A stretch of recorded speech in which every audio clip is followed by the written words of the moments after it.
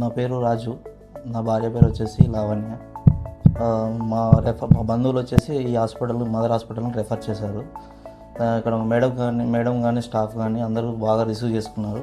But మా వైఫ్కి వచ్చేసి కొంచెం హై రిస్క్ ప్రెగ్నెన్సీ అని చెప్పేసి డిటెక్టెడ్ అయిపోయింది స్కానింగ్లో. సో మేడం కూడా ఏం